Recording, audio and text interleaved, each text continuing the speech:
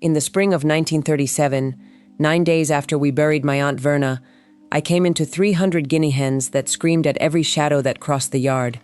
My cousins took the home place, the tractor and the 80 acres of Black Creek bottom, and they did not trouble to hide their smiles. Everyone in that kitchen agreed I had been handed a noise problem with feathers on it. It took me one season to understand what Verna had actually left me, and what those birds did would be repeated in this county for 40 years. I was 22 that spring, and what I owned fit in the bed of a borrowed truck. A bedroll, a crate of canning jars, my mother's wedding ring on a bootlace, and a paper from the lawyer saying the flock and the 4 acres of hardpan behind the schoolhouse road were mine. Guineas are not chickens. They do not sit still, they do not lay where you tell them, and they do not quiet down for anyone. They came in a gray, white-speckled river through the ditch grass, 300 voices going up like a rusty gate swinging in a wind, and my cousin Emmett leaned on the fender and said, plain as weather, well, you'll never be lonesome. The men at the feed store had a name for the place before I ever moved in, Verna's Racket. They said it kindly, mostly. They had been saying it for 11 years, ever since she started buying Keats by mail, 150 in one summer, then more, from a hatchery in Kansas and another in Nebraska, paid for out of egg money she should have been putting toward a roof. A woman with 4 acres needs a dozen guineas at the outside. A dozen will keep the ticks off a garden and the snakes out of a woodpile and warn you when a stranger turns in at the mailbox. Verna kept 300, and she built them low roosting sheds on skids so a mule could drag them out along the fence lines, section by section, all summer long, and she wrote down where each shed sat and on what day in a ledger she kept in the flour bin. I found that ledger my second night, 61 pages, and not one of them about eggs. What those pages were about was where the birds had been. Dates down the left in a small upright hand, then a shed number, then the name she used for whatever fence line the shed had been dragged to. Kittle North, School Section West Ditch, the Pruitt Lane, my own East Row, and then the weather in 3 or 4 words, hot and still, wind south, rain in the night. Nothing sentimental, nothing about hatching or setting or the price of anything. And at the right edge of every page, past the crease where the ledger wanted to close on itself, a narrow column she had ruled by hand with a straight edge, headed with a single capital H, and under it a number. Some days the number was 4. Some days it was 92. Once, in the 3rd week of a July I had not lived through, it was 206, and she had underlined it twice and pressed so hard the pen had gone through to the next page. I sat on the floor of that kitchen with the flour bin open beside me and the lamp turned low, and I could not make the letter mean a thing. The 4 acres she left me lay a half-mile east of Wheeler on the north side of the county road, in Pike County, in a country of section lines and Osage hedge, and long open wheat ground that ran off toward the river bluffs without a single interruption you could call a hill. Her house was 2 rooms and a lean-to, tar paper going gray at the corners, a stovepipe wired to the ridge, a porch of 3 planks set on limestone blocks. Behind it stood the sheds, 11 of them, low as dog houses but 18 feet long, built of scrap lumber and roofing tin on runners cut from ash trees, each one numbered in white paint on the gable end. Behind the sheds, a shallow well with a hand pump that gave water tasting faintly of iron. Behind that, the mule. Verna had called her Dime because she had bought her for $10 off a man who was moving to Wichita and could not take her. The mule was 19 and had 1 walleye and knew the sound of a shed being unhooked better than she knew her own name. And everywhere, all over the place and all at once, guineas. 300 of them, or near enough. I did not have an honest count until August. Pearl gray with white dots like somebody had gone over each bird with a paintbrush handle dipped in whitewash, bald blue and red heads, helmets of horn, bodies shaped like clay jugs on running legs. They did not walk anywhere. They went in a loose gray river, 50 and 60 at a time, and when the river met something it had not agreed to in advance, a hat on a fence post, a strange dog, me, 300 birds set up a noise I have not heard equaled by machinery. The hens saying buckwheat, buckwheat, buckwheat, over and over, faster and higher, and the cocks under them going chi-chi-chi-chi on one flat note like a pump handle needing grease. It carried. On a still evening, you could stand in front of Renfro's feed store in town, a half-mile off, and hear my aunt's birds discussing something. The rest of what Verna owned went where everybody expected. Her nephews, Dwight and Lauren, took the 240 acres up on the ridge road that had been in the family since her father's time. The tile-drained black ground, the barn with the concrete floor, the farmall and the two-bottom plow, and the grain drill, and the seed corn in the crib. That was written down and read out in a lawyer's office in Wheeler on a Tuesday morning in March, with 6 of us in the room, and neither one of them looked at the floor while it was read.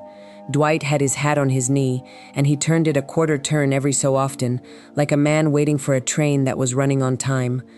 To me, 24 years old, 11 months a widow, come out from town with 1 suitcase and a winter coat I had already worn through 2 winters.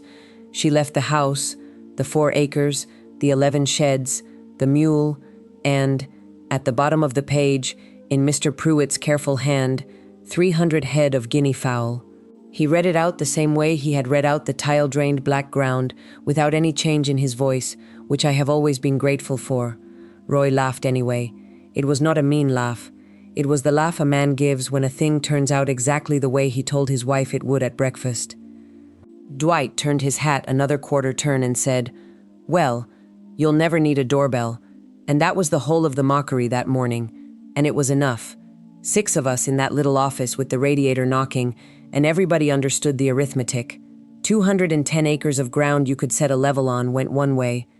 A house with a stone foundation and a bad roof, 4 acres of hedge and weeds and hackberry sprouts, 11 sheds of assorted honesty, 1 mule named Jude with a sway to his back, and 300 birds nobody in Wheeler County would have hauled away for free went the other.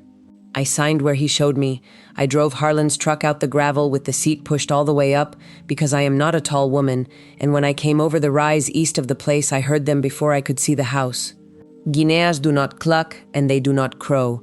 They say a word over and over that sounds like a wheel that wants grease, and when one starts, all of them start, and when they quit, it is because something has walked into the yard that you had better go look at. That evening they were up in the Osage hedge and in the big elm by the wash house, gray and speckled and hunched like little iron kettles in the branches, and they hollered at me until dark, and then they hollered at the dark. I want to tell you about the money, because that is where a season like that one actually lives. I had $61 in a Caro syrup can, and the truck, and a widow's grief 11 months old, and grief does not keep in a jar. Harlan had gone quick in September, an appendix that turned on him out in the beans, and after the burying and the doctor and the funeral home there was not much left of what we had been saving toward a place of our own. The first tax notice came the last week of April. $38.40 on the house and the 4 acres, half due in June, half in December. Coal had been $6 a ton that winter, and would be again. Jude ate hay I did not have, and would need shoeing by August. The roof over the north bedroom had let go in 2 places, and there was a stain on the plaster shaped like Illinois. Cracked corn was $1.85 the hundredweight at the elevator, and guineas will forage almost everything they need out of a fence row from May to October, which I did not know yet, so I fed them like chickens for 6 weeks, and watched my can of money go down like a bucket with a nail hole in it. They did not lay where a person could find it. That was the second lesson. A guinea hen will walk half a quarter mile to hide her nest in the deep grass under a wild plum thicket, and she will lay 20 eggs there and never say a word about it. An opossum or a bull snake will find it 3 days before you do. I hunted eggs the way a person hunts arrowheads, on my knees in the wet, and what I brought in were small and thick-shelled and pointed at one end, and when I carried 5 dozen to the store in Wheeler, the man behind the counter turned one over in his fingers and said, kindly, that his customers wanted a white egg out of a white leghorn and would not know what to do with these, and gave me 11 cents a dozen for them as a favor, and I could hear he meant it as a favor. So in the middle of May, I went and found the poultry buyer, Dale Gaskins, who came through with a crate truck on Thursdays. I told him I had 300 guineas to move, and I would take a fair price for the whole flock. He walked out to the hedge with me with his hands in his back pockets and watched them run. Guineas do not flush like chickens, they run like pheasants, low and fast, and always toward the thickest thing on the place. He watched a bunch of 40 go through the hedge like water going down a drain, and he laughed some, and then he stopped laughing and did his own arithmetic out loud. 25 cents a head, he said. If you catch 'em, I'm not catching 'em. 2 men, 3 nights, and they'd still roost in that elm and yell at us. $75, less than the tax and the coal together, for birds I could not put my hands on. I told him I'd think on it, which is what a person says when she is out of moves. Then the last night of May, dogs came. 2 of them, running loose the way dogs did out there, and they got in among the birds that were on the ground with young, and in the morning there were feathers combed across 40 feet of yard and gray bodies in the weeds along the lane, and I picked up 31 of them and carried them to the burn pile in a bushel basket, 2 trips. That was 31 head at 25 cents that I would not be arguing with Dale Gaskins about ever again. And 4 days after that, Emmett Spar, who farmed the 80 across the road and had gotten used to a quiet 12 months while my grandmother was down sick and the flock had thinned, drove in and sat in his car with the engine running and told me his wife had not slept properly since March and that he had spoken to Farrell Boyd about it. Farrell came out that Saturday, embarrassed, with his hat in his hand, and stood in my kitchen and said the county did not have anything written down about the noise a bird makes on agricultural ground. He said it twice, the second time slower, turning his hat over in his hands like he was checking it for holes. Then he said there was talk at the board meeting of writing something, a foul nuisance clause, and that Kenny Prather had said out loud in front of 9 people that a woman who could not manage her own hay ought not be allowed to keep 300 alarm clocks. Farrell did not laugh when he told me that. He looked at the floor by the stove and said the dry spring had everybody short-tempered, and would I take some coffee money for the trouble of him standing in my kitchen. I told him the coffee was already made and he might as well drink it. He drank 2 cups. Before he left, he said, almost as an afterthought, that the state had sent the extension office a bulletin about the dry weather and the bare ground, and he had not read past the first page.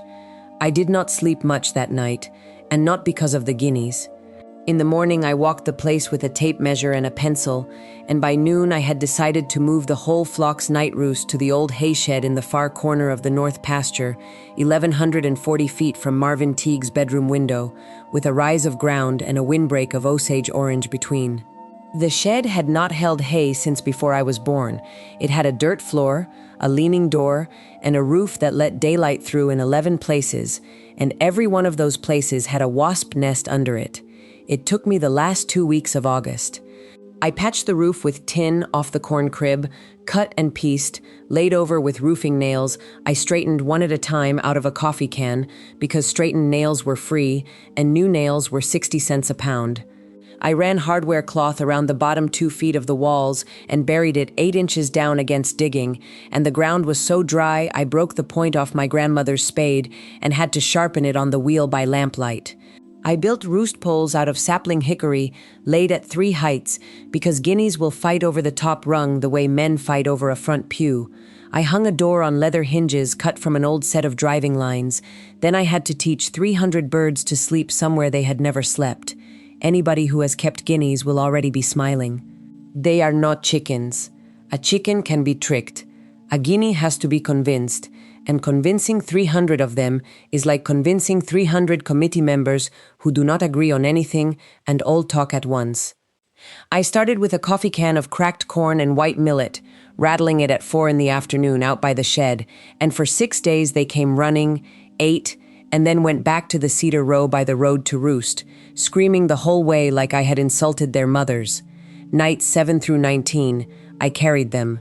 2 at a time, upside down by the legs, the way you have to, 140-some trips a night across a dark pasture, my arms scratched to the elbow, the ones already in the shed hollering at the ones coming in. I lost 3 to a great horned owl the second week because I had not thought about the gap under the eave. I nailed the gap shut and cried about it, which I would not have admitted to Farrell Boyd or anybody else. On the 20th evening, I rattled the can, and they went in on their own, all of them, and settled into that low, chuckling noise they make when the light goes, which is the only quiet sound a guinea has ever made. I stood outside the door in the dark and listened to it for a long time. Marvin Teague, did not come over to say anything. But that Sunday, his wife waved at me from their porch, which she had not done since March, and the following Tuesday, I found half a bushel of late tomatoes set inside my gate with no note. That fall, I started reading my grandmother's tally book at night, a page at a time, at the kitchen table with the lamp pulled close. It was a school composition book with a Prince Albert tin rubber banded to it, and the tin held pencil stubs and a brass key I had not found a lock for yet. The pages were nothing but columns, names, dates, numbers. Kell's Orchard, 40, June 2nd, paid in apples and a load of gravel. Skinner, 25, May 18th, paid $2. Roth Place, 60, and beside that a note that said, returned 41, Coyote. Page after page of my grandmother renting out guineas to people who now told each other she had been a crazy old woman with too many birds. There were 2 columns I could not read. One was headed Hatch and had dates in it, some circled. The other was headed only P. Parson Skew Feet, and the numbers under it were small, 2, 1, 3, none, 1, going back years and years in her narrow hand. Orval Skinner came by in September with a sack of millet seed I had not asked for and would not let me pay for. He is 81 and has one good hip. He stood at the fence looking at the guineas working the fence line, that gray and white tide of them moving through the dry grass with their heads down, and he said, she kept them for the ticks mostly. Her daddy kept them for the hoppers. I asked him what he meant by that. He said his own father had told him about a year when the hoppers came up out of the ditch banks and took every green thing between the creek and town, and the only man who cut a crop that year was my great-grandfather, and nobody could ever agree on why. The last week of September, I walked the ditch banks with a trowel and a jar, because I had finally understood what piskew foot meant. The ground out there was baked pale and cracked, exactly the bare, hard dirt a grasshopper wants for laying. Ahead of my boots they rose in sheets, thick enough to rattle against my sleeves. I knelt at the culvert on the north line, cut out 1 square foot of that hard soil an inch deep, and broke it apart with my thumbs. Egg pods, packed in like grains of rice in glue, brown and neat and terrible. I counted them twice and got the same number both times. That night I opened the tally book to the last line my grandmother had written, in that shaky hand from her sick year, and it said 1. Under it I wrote the date and my own number, which was 26. I sat there a long while with the pencil in my hand, not knowing yet what 26 meant, or how many miles of ditch bank in that county looked exactly like mine, or which of the men who had laughed at me I would have to say it to first. I counted squares for 9 days after that. A foot at a time, an inch deep, working along the ditch banks with my grandmother's garden knife and the flat of my thumb, kneeling in that April cold with a coffee can beside me to hold the crumbs of soil until I was sure of the count. The north line gave me 26. The road ditch on the west gave me 18. The fence row where the county mower had scalped the grass down to dust the summer before gave me 31, and a strip of hardpan on the south side of the culvert, where the sun struck first and stayed longest, gave me 41 in 1 square foot of ground I could have covered with a dinner plate. In the shade under the elms I got 9. The pods lay shallow there, and soft, and some of them had gone to mold. That was the only comfort in 9 days of kneeling, and it was a thin one, because there is not much shade on a ditch bank in that country, and there never has been. I wrote every number in the tally book under the one my grandmother had left, and I began to see the shape of what she had been doing all those years with a pencil stub and a pocket knife. She had not been counting bugs. She had been keeping a weather book of a different kind, a record of what was coming 3 seasons out, and the last thing she wrote in it, in that shaky hand from her sick year, was the number 1. I took it to town on a Saturday. I stood in the feed store with my hat in my hand and the tally book open on the counter by the twine, and I said what I had found, plainly, the way you would report a cracked axle. Del Prine was there buying screen wire, and he looked at the little columns of numbers and then out the window at nothing, and he said that his grandfather had seen hoppers in 1936, and the world had gone right on turning. The Baumgartner boys laughed the way young men laugh when they are not sure whether to, which is worse than the other kind. Somebody said something about the Guinea woman finding herself a bug, and somebody else said, at least it would give my birds something to eat besides my strawberries. I paid Ruby for the coffee, and I told her the pie looked good, and I went out through the screen door into the white flat light of noon without saying one word back to any of them, because anger is money, and I did not have the kind to spend that spring. What I had instead was arithmetic. Arithmetic keeps. I heard my birds before I saw my own mailbox. A quarter-mile out, with the truck windows down and the wind coming across the Nordstrom stubble, that flock sounded like somebody shaking a coffee can full of dimes and refusing to stop. 300 guinea hens will do that. They cull because a hawk went over, and then they cull because one of them culled, and then they cull because the calling was interesting, and a man who has never lived beside them will tell you it is the most useless noise God ever allowed onto a farm. I had gotten so I slept through it. I had gotten so the quiet when it came was the thing that stood me straight up out of a chair. That afternoon, I did not go into the house. I took the butcher knife with the broken point, and a garden trowel, and an empty coffee can, and I walked the south ditch bank, where the sod is thin and the ground lies open to the sun all day long.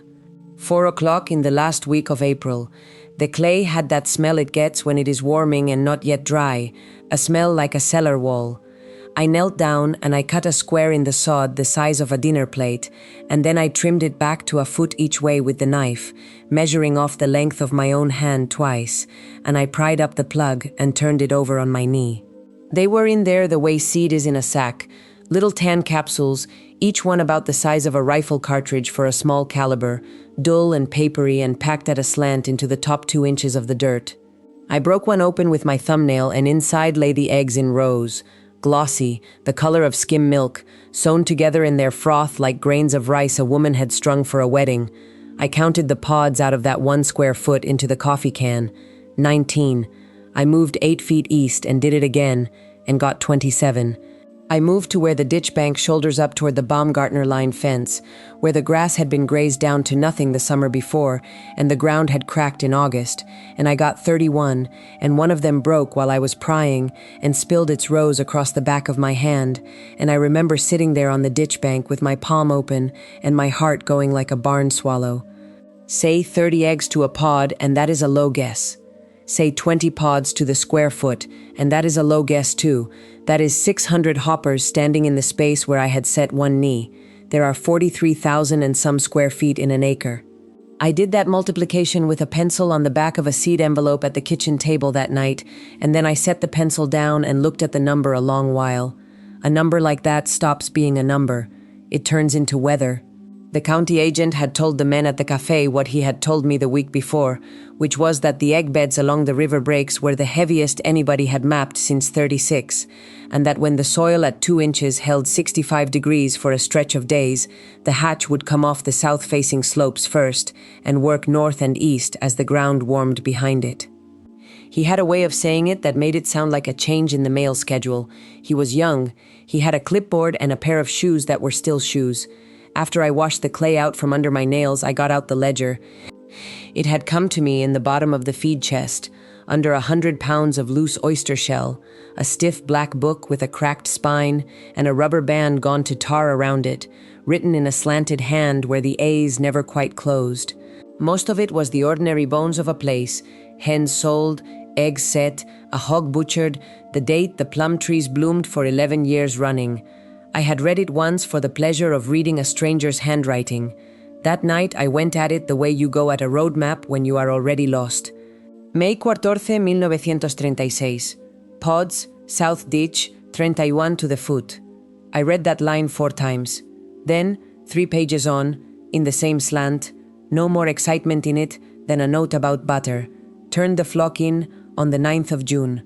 Corn stood. He had done this before. Whoever he was, whatever the county had thought of him, that old man with the 200 birds and the sagging tree roost and the sale bill I had bought for $11 and a promise to haul it all off by Sunday, he had stood in a hatch year with a pencil in his hand and counted pods to the foot, and then he had put birds on the ground and written down that his corn stood. And in all the talk in Ruby's cafe about the Guinea woman and her bugs, not one man had said his name. Sunday I drove to Verna Tolliver's, who is 81 and kept guineas from the time she was a girl until her husband died and she quit keeping anything at all. I told her I needed to move 300 birds a half mile at a time, day after day, in the direction I chose and not the direction they chose, and I asked her how a person drives a guinea hen. She let that sit while she poured the coffee. "You'll not drive them," she said. "You'll invite them." So that is how the last week of April went and the first 2 weeks of May. I fed them at 5:30 in the evening, never a minute passed, and I rattled a 2-gallon galvanized bucket with a double handful of cracked corn in the bottom, 3 shakes and a pause, 3 shakes and a pause, and I walked backward while I did it. The first evening, 11 birds followed the bucket. The second evening, 40. By the 9th evening, I could walk out the lane with that rattle going and turn my head and see a river of gray polka dots strung out behind me 100 yards long, single file, complaining the whole way, and I laughed out loud in an empty lane like a woman who has lost her mind. Then I hauled the roost out to meet them, because a bird will not follow you anywhere it cannot sleep. I jacked up the old hay wagon, with the tractor jack and a length of oak fence post, 1 corner at a time, and set each corner down on flat creek rocks so I could get at the wheels. That wagon had been standing in the elm fence row behind the corn crib since before I was born. Every spring the burdock came up through the bed, and every fall the frost took it back down, and in all my life nobody had ever called it anything but the old hay wagon, the way you'd call a stray dog, dog. It took me 4 days to make it roll. The hubs were packed with grease gone to the color and hardness of candle wax, and inside 2 of them, mouse nests built out of binder twine and milkweed floss. I cleaned them out with a bent screwdriver and my little finger and repacked them with a can of wheel-bearing grease I bought in town for $1.10, which was the last money I had that was not already promised to the bank. 3 of the tires held air once I stood on the valve stems and let the old air hiss out and put new in with the hand pump. The 4th was rotted through at the sidewall, so I swapped in a spare off the flatbed trailer and let the trailer sit. The tongue was sound, the reach was sound. Whoever had built that running gear had built it to be greased and had left room for a hand to get in there and do it. It was on the 3rd day, scraping down the sideboards with a wire brush so I could see what wood I had, that I found the notches. Shallow half-rounds, cut with a gouge into the top edge of both boards, spaced about a handspan apart, worn smooth on their bottoms, and darkened in a way that paint does not do. I counted 31 on the near board, 31 on the far one, lined up with the first 31 so exactly that you could have laid a string across any pair and found it level. Beside each notch, a small nail hole. Somebody had set poles in there and wired them down, 31 of them, and then taken them out again, and then done the whole thing over some other year, because a few of the notches had been recut deeper than the rest. I stood there with the wire brush in my hand and looked at that for a long time. Then I got down on my knees and looked into the seam where the sideboard met the bed, and I scraped at the crust in there with my thumbnail, and it came away white and chalky and hard as old plaster. Lime, the kind of lime a bird leaves. Down at the front corner, wedged in a check in the oak, there was a feather no longer than my thumb, faded to the color of dishwater, and when I turned it in the light, I could still see the purling on it, gray with white spots. There is only one bird in this country that wears that. Hay had never had a thing to do with that wagon. Hay was only the name we had all agreed to use for it, the way you go on calling a road the new road 40 years after they paved it. I crawled under the bed then, on my back in the dry mullein stalks with the dirt daubers grumbling overhead, because I wanted to see whether the sills were sound before I trusted the thing to a tractor. And that is where the pencil was. The underside of the near sideboard, where 80 years of weather could not reach it, had writing on it. Carpenter's pencil, the flat kind, in block capitals pressed so hard into the oak that the letters had grooves. It ran in columns from the front bolster back toward the rear axle, and it was a ledger, plain as any ledger a bank ever kept, only kept by somebody lying exactly where I was lying with their arm up over their head. May 26, sod S of crib, 2 night. June 2, west line ditch, 3 night, hoppers thick. June 9, moved at dusk. June 14, corn clean. There was more. Numbers of birds, I think, though some had been rubbed by the wheel wrench that must have ridden up there for years. There was a line about rain. There was a line that said, "Do not move them after dark," underlined twice, and I lay there in the dirt and thought about the first evening I tried it, and the way those birds had gone up into the elms instead and screamed at me from 40 feet in the air until 9 o'clock. And then, near the back, in the same hard capitals, rattle the bucket 3 and stop. Walk backward, they will come. I did not laugh right away.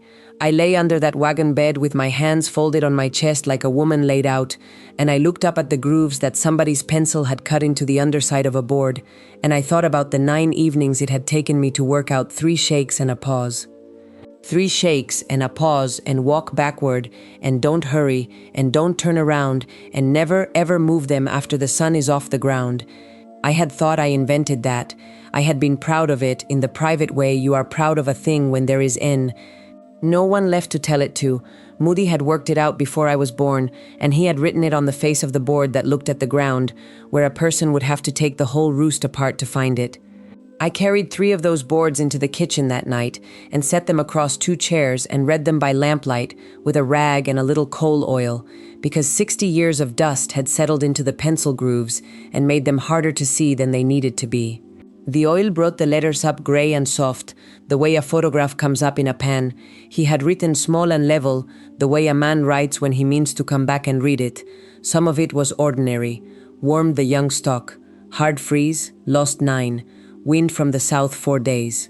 Then, down the middle of the 3rd board, a column of years, one under the other, each with a word or 2 beside it. Wet, wet, dry, dry, ticks bad. And 3 of those years had a single word set off by itself with a little line drawn under it, pressed so hard the pencil had nearly gone through the pine. Hatch. I sat with that a while. I got out the almanac and the tax receipts my grandfather had saved in a cigar box because he saved everything, and I laid the years out on the oilcloth and looked at the spaces between them the way you look at fence posts down a long hill, trying to see if they came at even intervals. They did not come even. They came after 2 dry springs in a row, every time, without a single miss. And under the last one, in a hand that had gotten shakier by then, Moody had written, "Look in the last dry sod, 3rd week of April, with a knife." It was the 19th of April. The next morning I walked the south line with a screwdriver in my hip pocket and my old paring knife with the blade worn down to a fingernail of steel, and I went to the place I would have gone anyway, which was the 8 acres on the far side of the draw, where alfalfa had stood for 11 years and then been disked under 2 summers back. Sandy ground there, and warm early, and the sod had gone hard and dry and pale as a biscuit. I knelt down where the cheatgrass thinned and cut a square about the size of a family Bible and turned it over onto its back. They were right there under the crust, laid up in the dirt like little dried sausages, each one about as long as the last joint of my thumb, the color of weak tea, and when I broke one open with my thumbnail, the eggs inside were packed in a paper sleeve, as neat as shells in a box. I counted the pods in that one square. 19. Then I cut another square 40 feet on and counted 22, and another out by the corner post and counted 14, and I sat back on my heels in the dew with my knees soaked through and did the arithmetic out loud, slow, the way you do when you would rather the numbers came out some other way. 20 pods to the square foot. Better than 80 eggs to a pod. There are 43,000 and some square feet in an acre, and I had 8 of those acres in front of me, and no notion at all of how much of it lay under the Dessens wheat across the road, or under the ball field, or under the ball ditches that run all the way north into town. I wrapped that square of sod in newspaper like a fish and carried it home in both hands. The constable came out that same week. Berlin Poe, a decent man with a bad back, who did not want to be on my porch any more than I wanted him there, and he stood holding his hat by the brim and turning it a quarter turn at a time while he told me there was a paper going around town about the noise. 11 names on it already. The school teacher, and the woman who runs the switchboard nights, and the family in the last house on 3rd where the town gives out, and my west fence begins.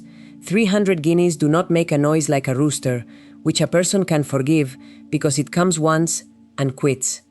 Mine came on all at once, at 4 in the morning, and again whenever a car came over the cattle guard or a hawk crossed the sun, a sound like a rusty gate being worked by a committee, and it carried in the still air the way sound carries over flat ground before the corn is up to hide it.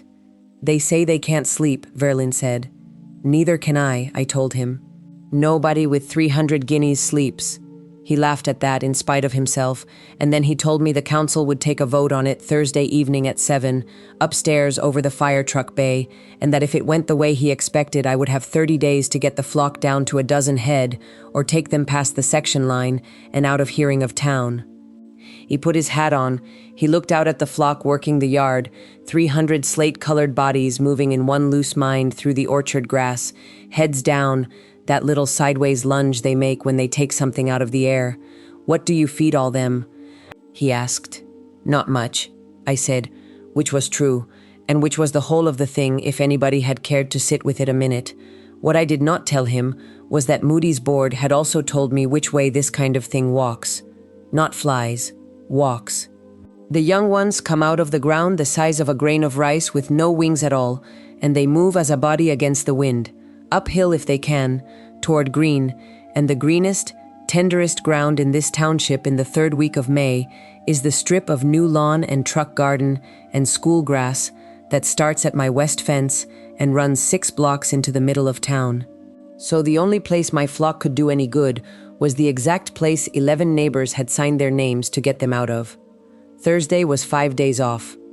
That night I set the lantern on the porch rail and started moving the roost wagon west, 100 yards a night after full dark, 3 shakes of the coffee can and a pause, walking backward with the Milo whispering in the tin, and the square of sod stayed down cellar in its newspaper, and I had not yet decided whether I would carry it up those stairs and set it on the table in front of them. I never did decide it in words. I decided it with my hands on Thursday afternoon, standing at the cellar shelf with the newspaper open and the dirt smelling like a cool root cellar smells, and that is how most of the decisions of my life have gotten made. But those 5 nights came first, and the nights were where the work actually happened. The meeting was only the loud part. The wagon was a low hay wagon with a broke tongue I had spliced with a piece of pipe and 4 bolts, and once I packed the hubs with grease and soaked the fellows overnight in the stock tank, it rolled better than it had any business rolling. I had laid 2 peeled cedar poles across the bolsters for roost, lashed a tarp over the north side against the wind, and floored the front 3 feet in old barn planking so the young ones could get up out of the draft. 300 birds, give or take the ones the owls had taken, and every last one of them came up onto those poles at dusk, like they had paid rent. Full dark was when I moved them. I would hang the lantern on the wagon stake and put my shoulder to the front left corner and walk it west along the fence line, and the poles would sway and the whole load of birds would grumble that low rolling grumble they make when they are annoyed but not frightened, and then settle. 100 yards was all I asked of any night. When I set the blocks under the wheels, I would shake the coffee can 3 times, Milo on tin, and pause, and shake it 3 times more, so that the last thing they heard before sleep was the same sound that would call them in the morning. A bird will not follow you anywhere it cannot sleep. Say what you want about a guinea hen, but she is honest about that. Sunday, the wind swung around south, and the thermometer on the porch post went to 88, and Monday morning the bar ditch along my west fence had a shiver in it. I got down on my knees in the dew to look. They were no bigger than a grain of wheat, gray as ash and green as new wheat both, and when my shadow crossed them, the dust looked like it was coming to a boil. Baby hoppers cannot fly. They hop, they crawl, and they eat the nearest green thing, and there is nothing on this earth easier to catch, if you are a bird, than a locust that has been out of the ground 4 hours. I had bent a foot of stiff wire into a square the fall before, for counting. I set it down in the ditch grass and counted 63 inside it. I moved it 4 feet and counted 71. I moved it out into my own pasture, where the sod had been grazed hard and the ground was open, and counted 9. That is when the last piece of it settled into me. The old figures in that notebook, in that hand that was not mine and had gone before I got there, had a line I had read a dozen times and skated over. Hatch follows the sod, not the crop. Undisturbed ground is where a hopper lays in the fall, in tight sod with a mat of roots to hold the pod, and the tighter and older that sod, the more pods lay packed down in it, wedged in the crowns of the grass like shells stood up in a cartridge box. I sat back on my heels in the ditch with the wire square across my knees, and I understood, all at once and much too late to feel clever about it, that I had spent the whole spring counting the wrong ground. The fields were the cleanest places in the county. A moldboard plow buries a pod 8 inches under or grinds it to meal, and every field for 6 miles had been turned twice since the fall those pods went in. The hatch was not coming out of the corn, it was coming out of everything nobody had touched. 2.5 miles of county road ditch between my mailbox and the elevator scale, the railroad grade with its old cinder shoulder and its unmowed bluegrass, the cemetery where the sod had not been broken since before my mother was born, and the grass grew in a mat so tight you could bounce a nickel off it. The outfield at the Bull Diamond, the churchyard, the 2 vacant lots behind the hardware where a man cut hay when he remembered to, which was twice in 20 years. The town was the nursery. The town had been raising them all along, free of charge in its own front yard. The men had their bait out by then. The co-op basement had gone through better than 4 tons of bran, and they mixed it with molasses and the poison the agent sold them and spread it along the crop side of the fence lines by the wagon load in the heat of the day, on the theory that you meet an army at the border. I have thought since that it is a good deal like bolting the kitchen door after the wind is already in the house. The hoppers they killed were the ones that had already walked. Behind those, in the ditch grass 40 feet away, 71 to the square foot were still coming up out of the ground, with their wings folded flat and wet against their backs, and no bran in the world was going to be laid where they were born, because where they were born belonged to the county, or the church, or the dead, or nobody. So I quit the fields and I worked the edges, and I worked them in a round. I hauled the birds out at first light in slat crates on the flatbed wagon, 12 to a crate, and set them along the ditch bank behind 40 rods of snow fence rolled out on its side to keep them from crossing the road. 75 birds to a string, 4 strings, and I moved each string 50 rods a day and came back around on the 8th day to catch what had hatched behind me. There is nothing pretty about it.